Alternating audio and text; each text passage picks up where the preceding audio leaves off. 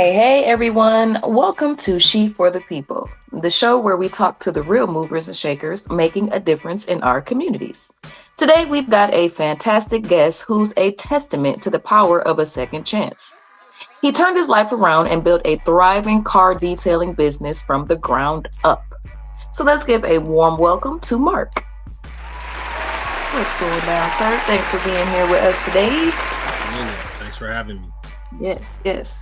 So let's just jump right into it. A lot of people now know you as the go-to guy for a clean ride.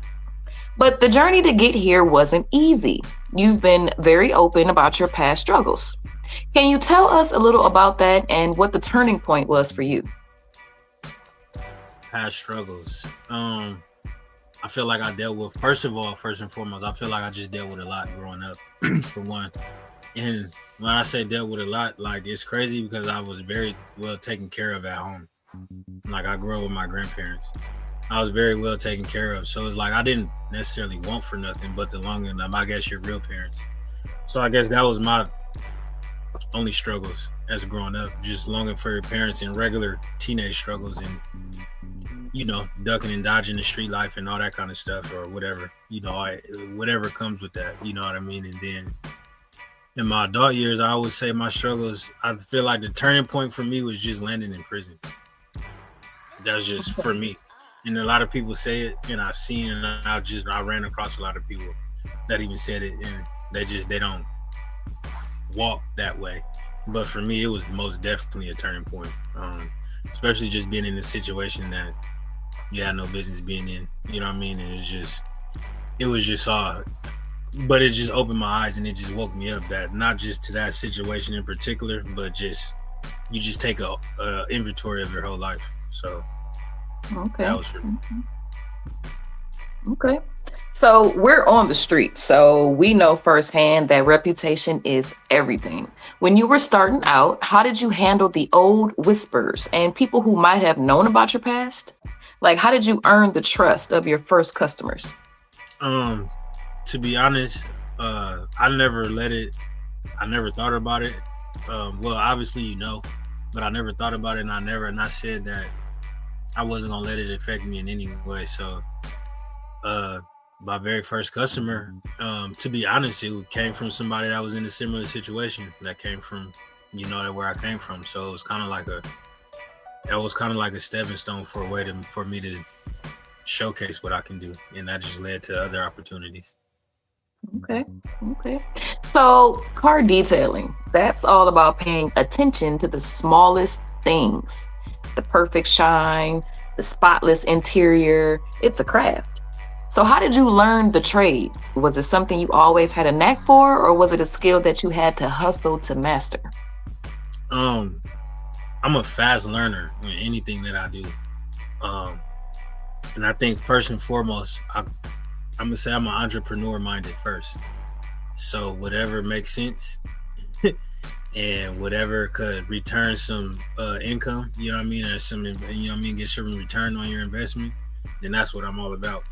Um, Detailing just at the time, I'm like, man, I didn't want to work for nobody. I don't necessarily want to work for nobody 9 to 5. Um, Detailing, I was just looking for different side hustles or things to do. Like, man, what can I do? And that just came about. And I was like, man, all right. So I watched a few videos. Obviously, I watched some videos on TikTok and on YouTube, and then I practiced on the car. And I was like, oh yeah. And it was like, man, this is easy. And then you have your growing pains. So the more cars I started to do, the better I started to get, and it just became that. Okay. So, being an entrepreneur is a grind. What's the biggest lesson that you've learned so far running a business that you would have never learned on the streets?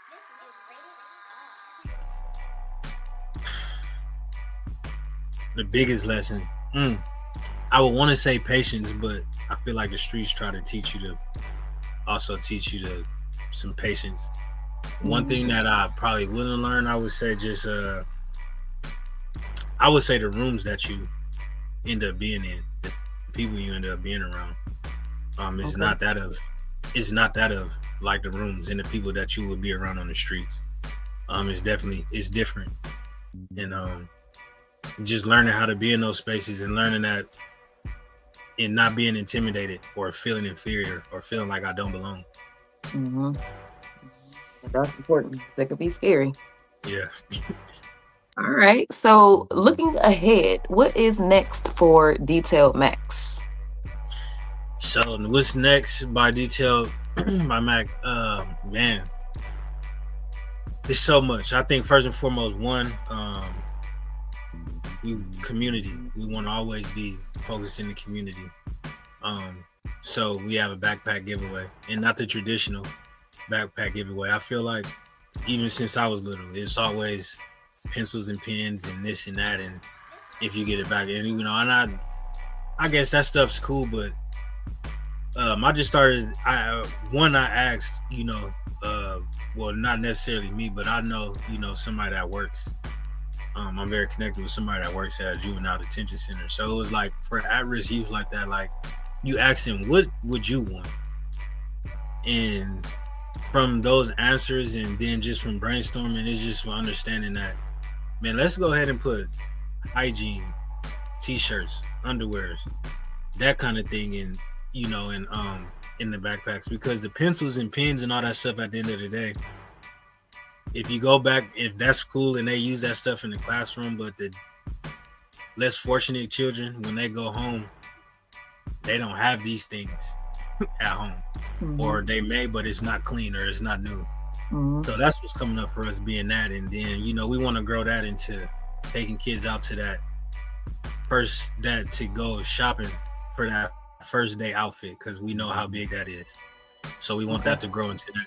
And in mentorship between adults and youth, and at-risk youth. And I like, just formerly incarcerated, because I feel like a lot of them, especially the ones that have changed, they got a lot to offer. So yeah, we're starting that too, and we want to start a men's mastermind circle, and we want to pair that with a sister circle, if we could, and that's down the line. So it's a lot of things that we got coming out, and franchising. That's another path down the line. Once we get everything right, we want to definitely franchise, and Okay. major city, small city, whatever it is that that somebody.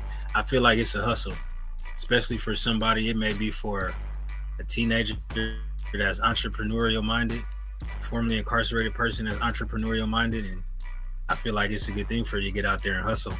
Get yourself out there. We all had a notoriety. We want to be able to push it and help people Mhm. empower themselves is really what it's all about. Whether it's youth or adults, we just want to help people empower themselves. Right. Right. Okay. All right.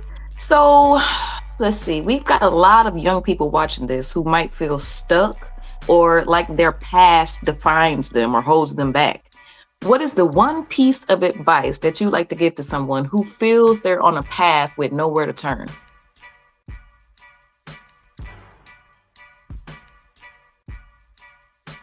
I think first and foremost, I would like to tell them, and I want to say I would look at it as talking to like the me back then. First of all, you got a lot of time ahead of you. You may not think that. A lot of times you don't look forward to the being 20 years old and 30 years old and 40 and beyond. You only see what you can see.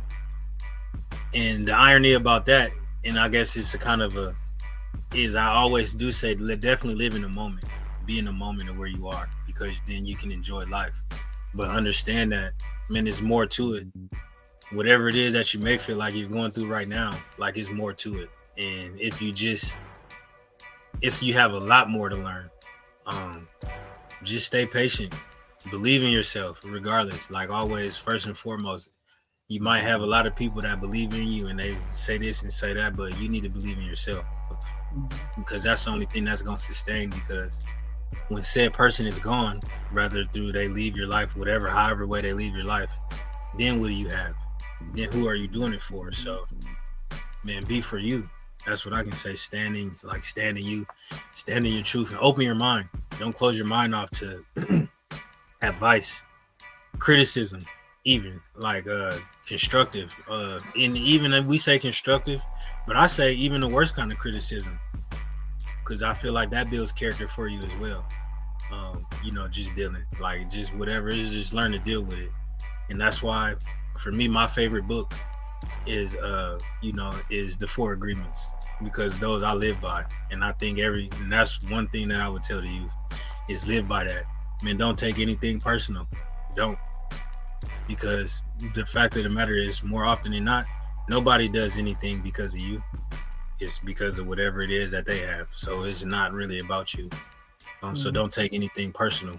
And another one is, the other in that book is always do your best. I know I caught myself not doing my best. Even in times when I know I could have went far in football, and I know I had it, but some things you just think like it's just laid out for you. So you half step, so you don't do your best. And even in the military, I feel like I was coasting because I felt like a lot of things is easy for me. So, and what branch were you in?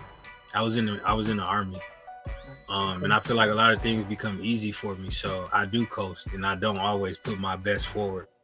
But understanding that now, hindsight's 2020, and understanding like, man, and all those things, if you would have just constantly put your best forward, whatever that looks like, you get out what you put in. And so just taking all that, it's just so many things that I would love to just to sit down, and I can't wait. And I'm eager to continue to do that in the community and wherever it is, nationwide, worldwide, if I can, just to reach out to those. But just one thing I just know is patience and give yourself grace, because you don't know it all and you have a lot more to learn.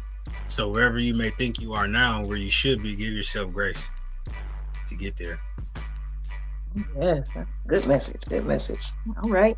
So we're going to drop a link in the comments so you can get to the book bag giveaway? Yes, backpack giveaway. Giveaway. Yes. It's called Clean Hands Big Heart Foundation. Clean Hands Big Heart Foundation. All right, y'all heard it here first. So go ahead and tell the people where they can find you, your social media handles, wherever they can get in touch with you at. Okay. Obviously, most on every social media, TikTok, Facebook, Instagram, Detailed X Mac, as you see, Detailed by Mac. You can find me. Obviously, on Facebook, I'm Mark Brown.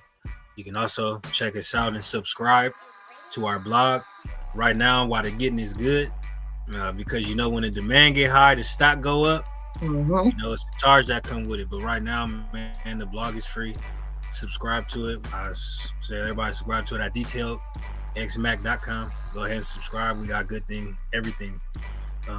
Everything's on the website, man. We got you can get everything, one-stop shop. You can get your good blog posts, you can see podcast videos, and you can get your services. Okay. All right. Well, that's what's up. Y'all heard it here. Detailed Mac. Make sure to get y'all cars detailed. And where are you at? Where are you located? I'm currently located in Tacoma, Washington, via Toledo, Ohio. Y'all know. And yeah, man. But I love this, man. Shout out She the People. This is a good thing. Shout out, you know what I'm saying? And I love to come back. I love to be on the journey. Love to take y'all on the journey with me. But absolutely. Oh yes. We definitely gonna check back in with you so we can see how you done grew. I know you're gonna blow up, so we'll be waiting. Yeah. All right. Well, it was good having you here, MB. And y'all stay tuned. His interview will be dropping this Friday at 8 only on She for the People. Peace, y'all.